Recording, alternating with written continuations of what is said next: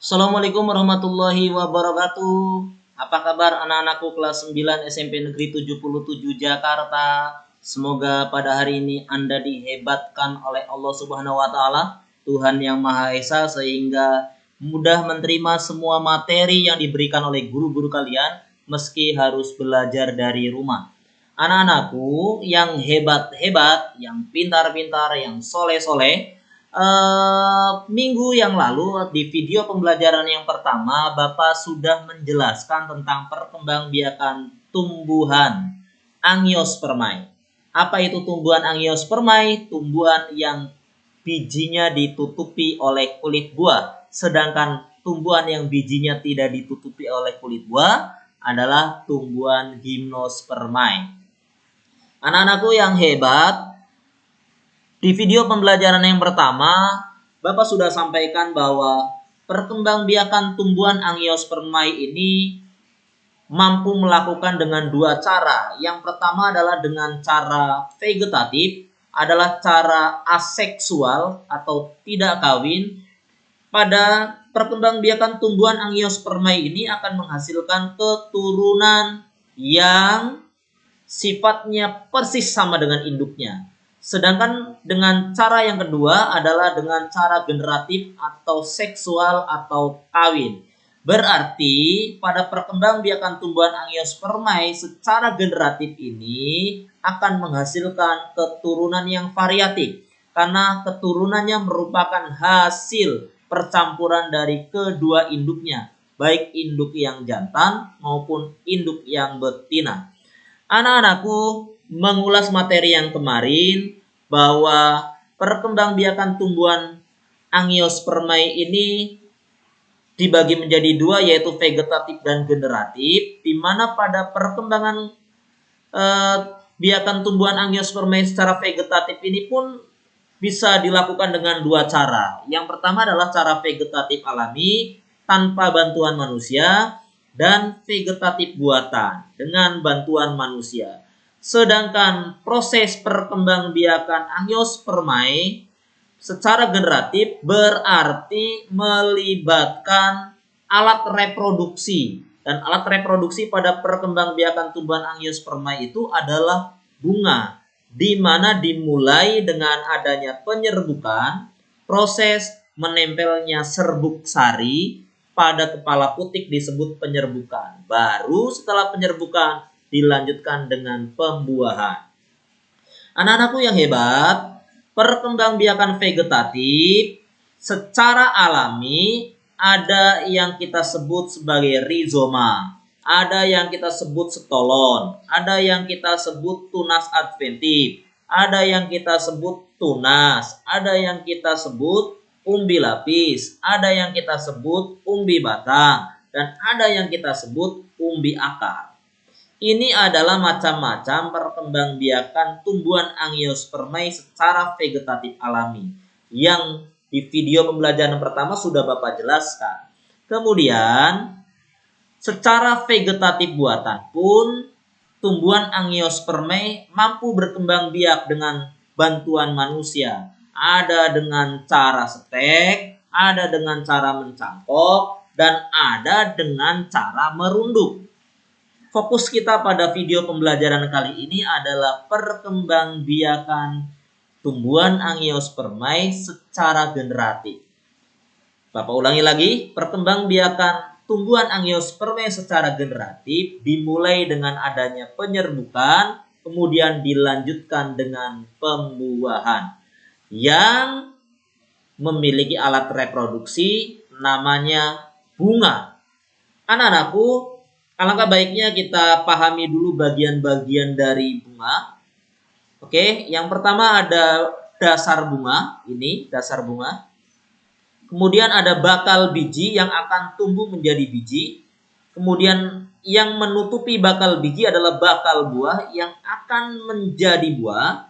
Kemudian ada kelopak bunga. Kemudian ada mahkota bunga, bagian bunga terluar yang merupakan ciri keindahan dan kecantikan bunga. Karena setiap bunga memiliki warna dan keindahan serta kecantikan yang berbeda-beda. Kemudian yang lebih penting lagi, karena kita bicaranya mengenai perkembangbiakan tumbuhan berbiji tertutup atau angiospermae, alat reproduksinya. Apa alat reproduksinya? Alat reproduksinya adalah benang sari sebagai alat reproduksi jantan. Kemudian ada putik sebagai alat reproduksi betina. Anak-anakku, tadi Bapak sudah menjelaskan di awal bahwa perkembangbiakan secara generatif pada tumbuhan angiospermae ini didahului dengan penyerbukan, kemudian dilanjutkan dengan pembuahan. Apa itu penyerbukan? Penyerbukan itu adalah proses menempelnya benang sari kepada kepala putik. Di mana proses menempelnya benang sari pada kepala putik ini dibagi menjadi dua macam. Yang pertama berdasarkan perantaranya, kemudian yang kedua berdasarkan asal serbuk sarinya. Penyerbukan berdasarkan jenis perantaranya dibagi menjadi beberapa. Yang pertama adalah anemogami. Anemogami, huruf depannya A berarti dibantu atau perantaranya adalah angin. Contohnya adalah jagung dan padi. Kemudian penyerbukan berdasarkan jenis perantaranya yang kedua adalah entomogami. Entomogami, saya sering menyebutnya ES. Entomogami berarti penyerbukan yang dibantu oleh serangga. Biasanya adalah bunga matahari, bunga-bunga yang warnanya menarik. Serangga tertarik untuk hinggap dan akhirnya membawa serbuk-serbuk sari yang menempel di kakinya untuk membantu penyerbukan pada putik bunga matahari, ya. Kemudian penyerbukan yang ketiga berdasarkan jenis perantaranya adalah ornitogami. Saya sering menyingkatnya OB. O-nya adalah ornitogami, B-nya adalah jenis perantaranya burung. Contohnya yang terjadi pada bunga cangkrik. Kemudian penyerbukan berdasarkan jenis perantaranya yang keempat adalah chiropterogami. Huruf depannya K. Berarti penyerbukan berdasarkan jenis perantaranya chiropterogami ini perantaranya adalah kelelawar. Contohnya pada kaktus yang mengeluarkan aroma berkembang bunganya di malam hari. Kemudian yang terakhir penyerbukan berdasarkan jenis perantaranya adalah antropogami. Saya sering menyingkatnya AM. A-nya adalah antropogami, M-nya adalah perantaranya manusia. Contohnya pada salak, pada anggrek, dan paneli. Anak-anakku, Bapak punya clue atau kata kunci untuk menghafalkan 5 macam penyerbukan berdasarkan jenis perantaranya.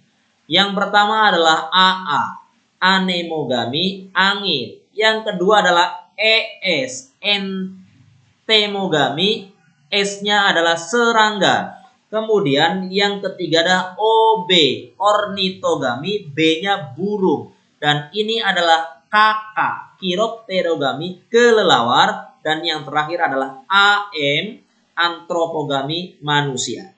Baik, mari kita lanjutkan mengenai macam-macam penyerbukan berdasarkan asal serbuk sarinya.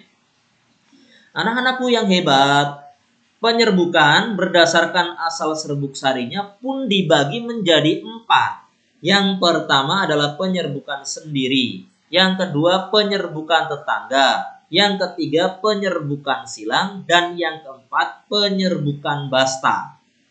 Apa yang dimaksud dengan penyerbukan sendiri? Penyerbukan sendiri adalah penyerbukan yang kata kuncinya asal serbuk sari, ya. Penyerbukan sendiri adalah penyerbukan yang asal serbuk sarinya berasal dari bunga itu sendiri. Oke, dalam satu bunga ini ada serbuk sari dan ada putik. Jadi Bapak ulangi lagi. Penyerbukan sendiri itu adalah penyerbukan yang asal serbuk sarinya berasal dari bunga itu sendiri. Kemudian penyerbukan tetangga. Apa yang dimaksud dengan penyerbukan tetangga? Penyerbukan tetangga adalah penyerbukan yang asal serbuk sarinya berasal dari bunga lain, tetapi masih dalam satu tanaman. Oke? Ulangi ya, penyerbukan tetangga adalah penyerbukan yang asal serbuk sarinya berasal dari bunga lain, tetapi masih dalam satu tanaman, masih satu jenis. Oke? Kemudian kita lanjut ke penyerbukan silang. Apa yang dimaksud dengan penyerbukan silang? Penyerbukan silang adalah penyerbukan yang asal serbuk sarinya berasal dari bunga lain, tanaman lain. Tanamannya beda kan? Kemudian masih dalam satu jenis. Ulangi lagi ya. Penyerbukan silang adalah penyerbukan yang asal serbuk sarinya berasal dari bunga lain, tanaman lain, dan masih satu jenis. Sedangkan penyerbukan bastar adalah penyerbukan yang asal serbuk sarinya dari bunga lain, tanaman lain, dan jenis yang berbeda. Lihat bunganya berbeda. Bapak ulangi lagi untuk memperjelas. Penyerbukan bastar adalah penyerbukan yang asal serbuk sarinya berasal dari bunga lain, tanaman lain, dan tidak satu jenis. Oke, anak-anakku sudah paham ya? Macam-macam penyerbukan dibagi menjadi dua, yaitu berdasarkan jenis perantaranya dan berdasarkan asal serbuk sarinya. Setelah terjadi penyerbukan, maka tumbuhan Angiospermae akan melanjutkan dengan pembuahan. Oke, anak-anakku, ini adalah proses pembuahan pada tumbuhan Angiospermae. Seperti yang tadi Bapak jelaskan bahwa pada tumbuhan Angiospermae ini perkembangbiakan secara generatifnya ini alat reproduksinya adalah bunga. Proses pembuahan dimulai dengan terjadinya penyerbukan, yaitu proses menempelnya serbuk sari ke kepala putik. Kemudian serbuk sarinya berkecambah. Setelah berkecambah, dia menjadi bulu-bulu serbuk sari, di mana bulu-bulu serbuk sari itu akan terus turun. Dia berkembang menjadi inti generatif 1 dan inti vegetatif. Inti generatifnya berkembang membelah menjadi dua, yaitu inti generatif 1 dan inti generatif 2. Yang mana inti generatif 1 dan inti generatif 2 itulah yang menghasilkan atau memproduksi sperma. Terus apa fungsinya inti vegetatif? Inti vegetatif menuntun gerak tubuh dari serbuk sari. Menuntun gerak sperma. Menuju mana? Menuju bakal buah. Dan menuju bakal biji. Jadi, pada pembuahan, kita lihat gambar yang sebelah sini. Inti sel generatif yang pertama menghasilkan sperma. Inti sel generatif kedua juga menghasilkan sperma. Di mana inti sel generatif yang pertama bertemu dengan biji, terjadilah pembuahan yang pertama. Atau bertemu dengan telur, terjadilah pembuahan yang pertama. Bapak ulangi lagi. Inti sel generatif 1 yang menghasilkan sperma bertemu dengan sel telur yang akan menjadi bakal biji dan akan tumbuh menjadi biji. Kemudian inti sel generatif yang keduanya bertemu dengan kandung lembaga sekunder atau bakal buah yang berkembang menjadi buah sebagai cadangan makanan atau endospermae. Jadi kesimpulannya adalah ketika terjadi pembuahan pada tumbuhan Angiospermae ini terjadi 2 kali. Maka disebut pula pembuahan ganda. Yang pertama, bertemunya inti sel generatif pertama dengan sel telur. Pembuahan yang kedua adalah inti generatif yang kedua bertemu dengan kandung lembaga sekunder yang nanti akan jadi cadangan makanan. Begitu anak-anakku penjelasan mengenai pembuahan pada tumbuhan berbiji atau Angiospermae, yaitu tumbuhan biji yang ditutupi oleh kulit buah. Anak-anakku yang hebat-hebat, seperti yang tadi Bapak bilang, bakal biji akan jadi biji dan biji akan tumbuh menjadi tumbuhan baru.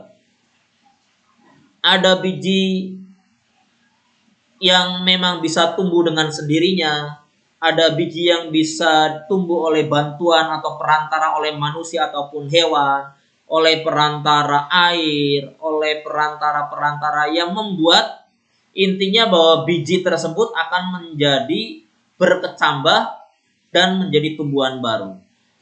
Jadi kali ini kita akan membahas tentang penyebaran biji.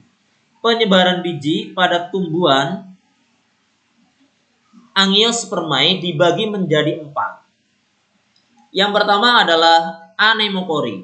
Yang kedua ada hidrokori. Yang ketiga ada zookori. Dan yang keempat ada antropokori. Anak-anakku, anemokori AA adalah penyebaran biji. Masih terngiang-ngiang dengan penyerbukan. Maaf anak-anakku, anemokori adalah penyebaran biji yang perantaranya adalah angin. Bapak sebutnya adalah AA. Anemokori oleh angin. Ciri-cirinya adalah bijinya kecil, ringan dan bersayap. Contohnya pada bunga dandelion. Kemudian penyebaran biji yang kedua adalah hidrokori. Hidro itu air anak-anakku. Arti dari hidro itu adalah air. Maka penyebaran biji ini dibantu oleh air. Otomatis ciri-cirinya adalah tumbuhan yang hidup di dekat perairan seperti pohon kelapa dan bakau. Kemudian yang ketiga, penyebaran biji oleh hewan. Kita sebut zookori karena kata subkata zoo ini bahasa Inggris ya kalau nggak salah ya. Itu artinya hewan. Maka penyebaran biji dengan perantara hewan ini dibagi menjadi beberapa. Yang pertama adalah entomokori, entomokori oleh serangga. Contohnya adalah biji wijen yang sering kita lihat di martabak, kemudian di onde-onde yang biji-biji itu yang kita sebut sebagai wijen ya. Kemudian secara zookori juga ada yang disebut dengan chiropterokori. Saya sebut kakak. Chiropterokori berarti perantara penyebaran bijinya adalah oleh kelelawar atau dibantu oleh kelelawar. Contohnya adalah pepaya dan jambu biji ya. Contohnya adalah pepaya dan jambu biji. Kemudian penyebaran biji zookori juga yang ketiga adalah ornitokori, OB. Ornitokori berarti dibantu oleh burung. Contohnya adalah beringin dan benalu. Ini contoh dari beringin ya anak-anakku. Kemudian yang terakhir penyebaran biji secara zookori yaitu adalah mammokori. Mammokori adalah mamalia. Contohnya adalah kopi oleh luwak, di mana kopinya dimakan kemudian dikeluarkan lewat saluran pembuangan oleh luwak. Maka penyebaran bijinya adalah dibantu oleh mamalia yang kita sebut sebagai mammokori. Contohnya adalah kopi luwak ya. Baik anak-anakku, sekarang penyebaran biji yang terakhir yaitu antropokori.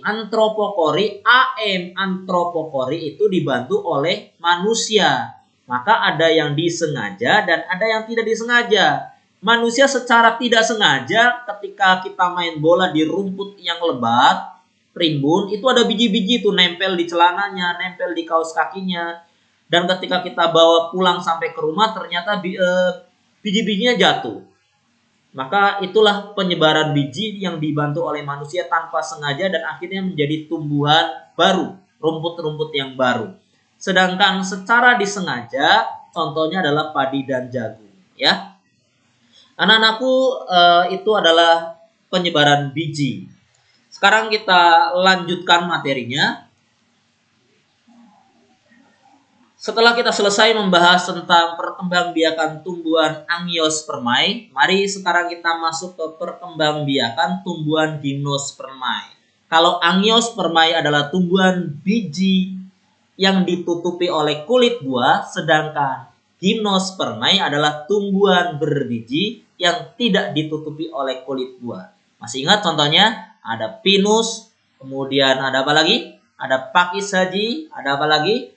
Ada melinjo dan ada ginkgo, ya. Kita lihat. Perkembangbiakan tumbuhan Gymnospermae juga melakukan dua cara atau bisa dilakukan dengan dua cara. Yang pertama dengan cara generatif dan yang kedua dengan cara vegetatif. Dengan cara generatif atau dengan cara kawin dan cara vegetatif dengan cara tidak kawin. Secara generatif itu pada perkembangbiakan tumbuhan Gymnospermae ini tidak memiliki bunga. Yang dia punya alat reproduksi karena secara generatif itu bukan bunga, tetapi Strobilus jantan dan Strobilus betina. Di mana Strobilus jantan nanti akan menghasilkan sperma dan Strobilus betinanya akan memproduksi sel telur. Ini sedangkan secara vegetatif pada tumbuhan Gymnospermae itu secara tunas akar atau yang kita sebut dengan bubil, ya. Ini contoh-contoh dari Strobilus. Pada pinus, ya, ini Strobilus jantan, bentuknya seperti ini memanjang. Kemudian ada Strobilus betinanya, bentuknya seperti ini bulat. Kemudian pada pakis haji, Strobilus jantannya seperti ini, ya, yang besarnya jantan. Kemudian yang betinanya yang ranting-ranting kecil-kecil seperti ini. Kemudian pada melinjo yang kecil-kecil itu adalah Strobilus jantan yang berbiji-biji begini. Ada di sayuran, kadang-kadang di sayur asem, sayur lodeh dan sayur-sayur yang lain. Ini adalah Strobilus betina, ya. Dan pada ginkgo yang ini adalah Strobilus jantannya dan ini adalah Strobilus betinanya. Anak-anakku, demikian perkembangbiakan tumbuhan secara tumbuhan Gymnospermae. Jadi tumbuhan Angiospermae, tumbuhan Gymnospermae berkembang biak dengan dua cara, yaitu dengan cara generatif dan cara vegetatif. Kalau pada Angiospermae cara generatifnya punya alat reproduksi namanya bunga, sedangkan pada tumbuhan Gymnospermae tidak memiliki bunga, tapi yang dimiliki adalah Strobilus jantan dan Strobilus betina. Pada perkembangbiakan vegetatif, pada Angiospermae dibagi menjadi dua, vegetatif alami dan vegetatif buatan, ya. Sedangkan pada perkembangbiakan tumbuhan Gymnospermae secara vegetatif yaitu dengan tunas akar atau yang kita sebut juga bubil. Anak-anakku, ini ada beberapa teknik pemuliaan tanaman. Jadi selain ini salah satu teknologi reproduksi pada tanaman, ya, yaitu teknik pemulihan tanaman. Yang pertama adalah dengan cara menempel, mengenten, menyambung. Ini namanya menyambung, mengenten, menyambung. Kalau menempel adalah okulasi. Menempel itu adalah okulasi. Apa itu menyambung? Menyambung itu adalah caranya dengan memotong suatu batang. Batangnya dipotong, kemudian dimasukkan batang baru, diikat, namanya disambung. Ini untuk menghasilkan, contohnya adalah pada bunga bougainville nih. Lihat, pada bougainville di gambar ini, meskipun dalam satu tanaman bougainville ini warnanya bunganya berbeda-beda. Ini hasil dari menyambung. Ya, caranya dengan memotong suatu batang tanaman lalu disambung dengan batang tanaman lain yang sejenis tetapi berbeda sifat. Contohnya adalah pada tanaman bougainville ini. Kemudian yang kedua adalah dengan cara okulasi. Cara okulasi itu adalah caranya dengan menempelkan mata tunas yang ada pada kulit tanaman pada batang tanaman lain yang sejenis. Tunasnya kita potong, kita kelupas nih caranya. Kemudian kita buang, kita kelupas, kita buang. Baru masukkan tunas baru yang kita harapkan itu adalah tunas unggulan, ya.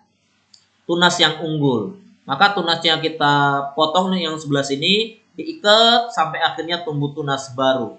Ini contohnya pada tanaman atau tumbuhan buah jeruk, di mana mungkin akarnya, batangnya kuat, tetapi rasanya asam. Maka batang yang asam kita copot tunasnya, ganti tunas yang baru yang buah jeruknya rasanya manis. Ini adalah macam-macam teknik pemuliaan pada tanaman.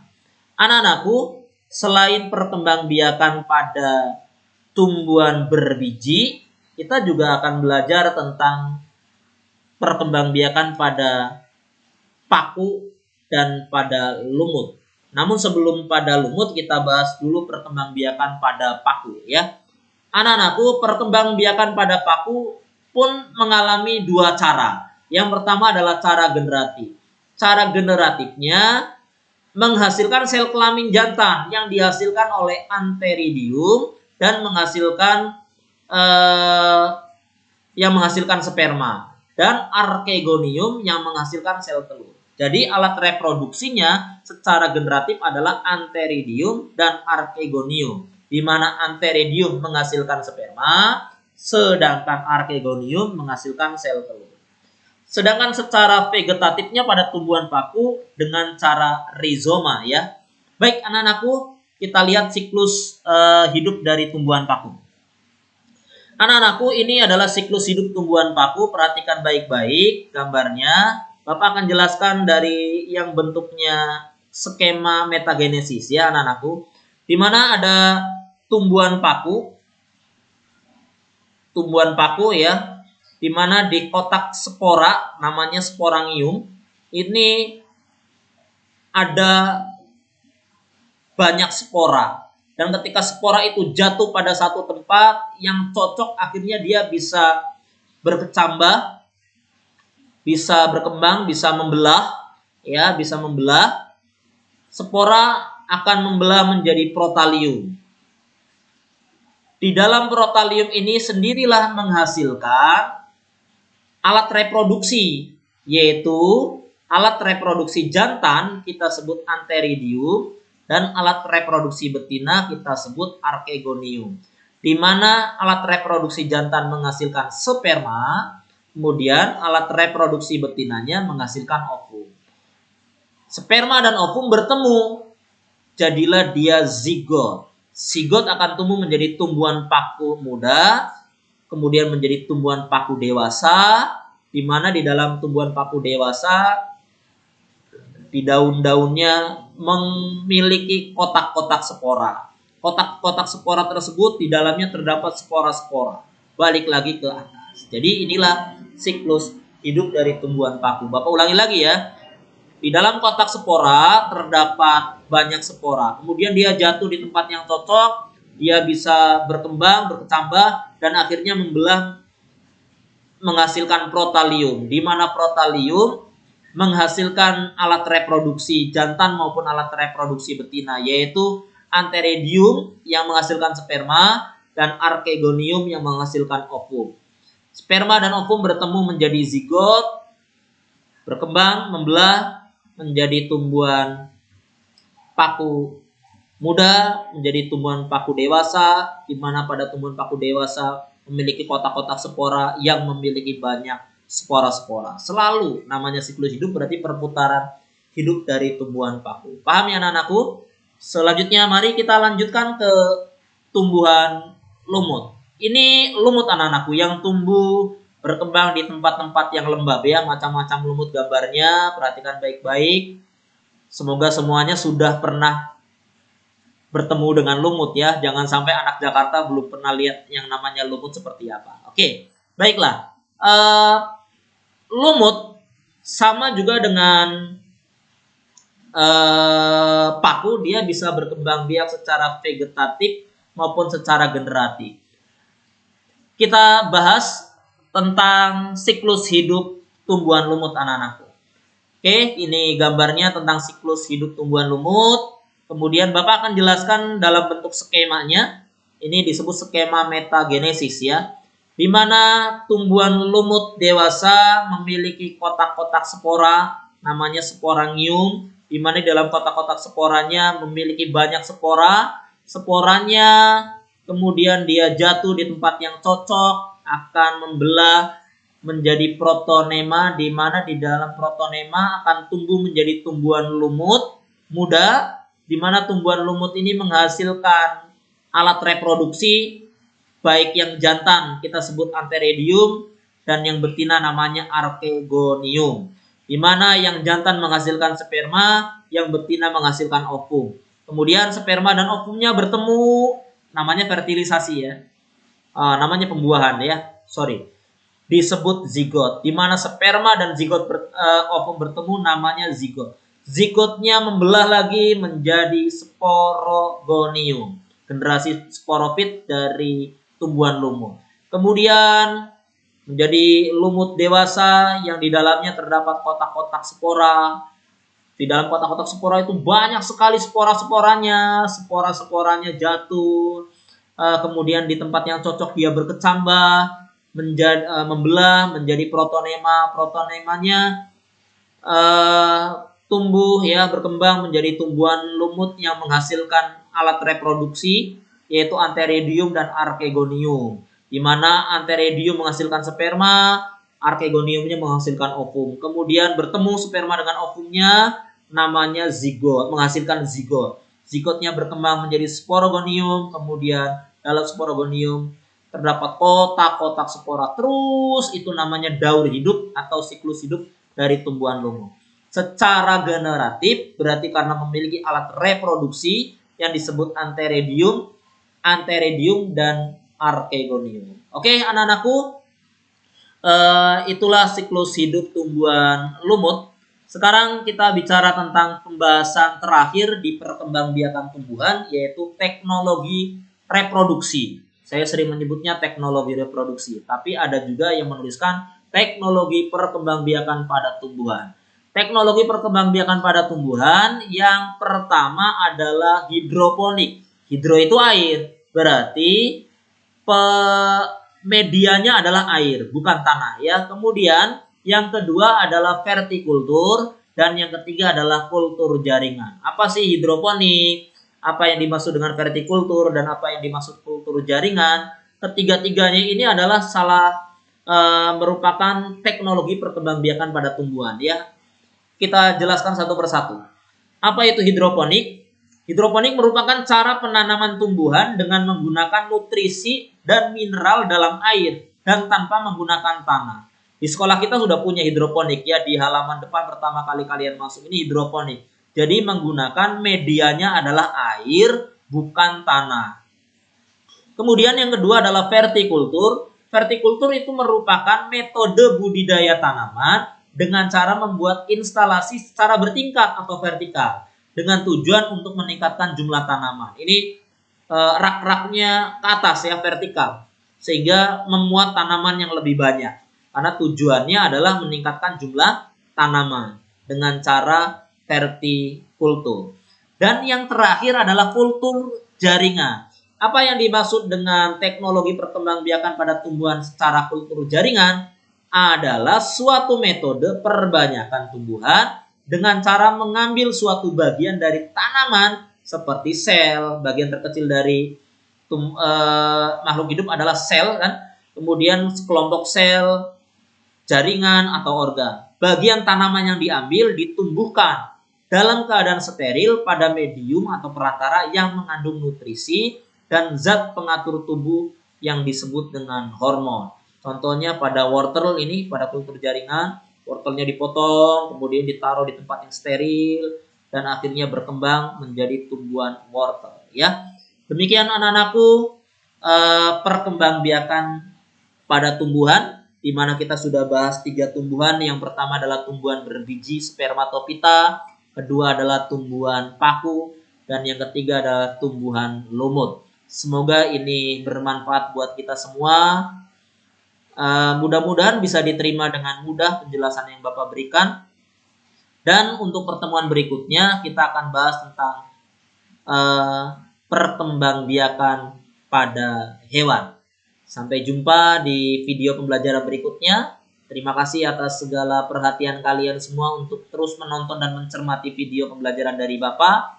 Karena ini harus kita lakukan ya. selama kita belajar dari rumah. Semoga senantiasa sukses menyertai kehidupan kalian semua. Amin amin ya robbal alamin. Assalamualaikum warahmatullahi wabarakatuh.